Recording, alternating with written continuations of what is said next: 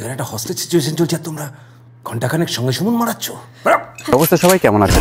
আজকে কথা বলবো আসলে একটা ছবির ট্রেলার নিয়ে। ট্রেলারটা সম্প্রতি মুক্তি পেয়েছে। আজকে 6 দিন হলো আসলে এই ট্রেলারটা মুক্তি পেয়েছে। সময়ের কারণে দেখা হয়নি, তাই রিভিউ করা হয়নি।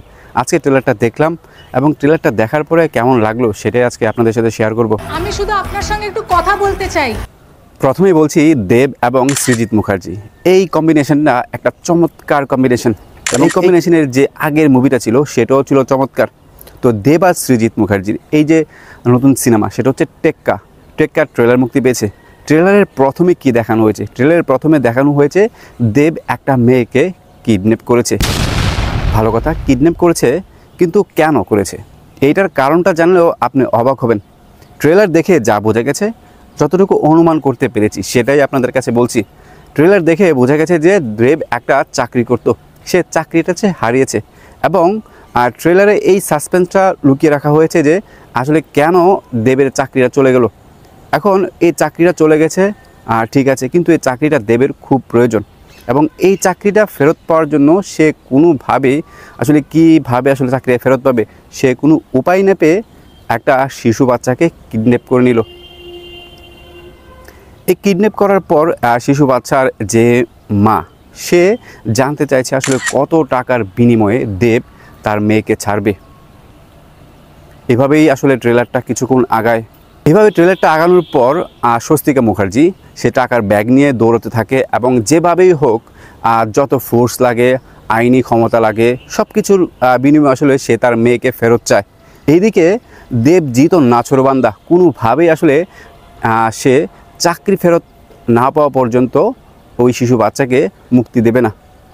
এদিকে তৃতীয় মাধ্যম হিসেবে রুক্মিণী মৈত্রের আবির্ভাব ঘটে। সে দেবের সাথে কথা বলতে থাকে, আসলে কি চাই তোমার, কেন তুমি এই মেয়েকে কিডন্যাপ করেছো, কি কারণে আসলে তাকে কি করলে আসলে তাকে ছেড়ে দেবে, এইসব বিষয়ে। এরই মধ্যে দেখেন গল্পটা আসলে চমৎকার একটা গল্প। এরই মধ্যে স্বস্তিকা মুখার্জি অর্থাৎ যেই মেয়েটাকে কিডন্যাপ করা হয়েছে তার মা দেবের ছেলেকে গিয়ে কিডন্যাপ করে ফেললো। এখানে আসলে টুইস্টটা খুব দারুণ। এখানে ছবিটা দেখার মতো আসলে একটা পরিস্থিতি তৈরি করবে এবং মনোযোগ সহকারে। যেহেতু দেব স্বস্তিকা মুখার্জির মেয়েকে কিডন্যাপ করেছে, ওইদিকে স্বস্তিকা মুখার্জি দেবের ছেলেকে কিডন্যাপ করেছে, সব কিছু মিলিয়ে যে হাড্ডাহাড্ডি লড়াই, এর মধ্যে টুইস্টটা একটু রেখে গেছে। সেটা হচ্ছে গিয়ে কী কারণে আসলে দেব এই পথ বেছে নিল। এভাবে আসলে এই ট্রেলারটা কাট করা হয়েছে এবং এই ট্রেলার দেখে যতটা ক্যারেক্টার আসলে দেখানো হয়েছে, প্রত্যেকটা ক্যারেক্টার খুব মানানসই ছিল।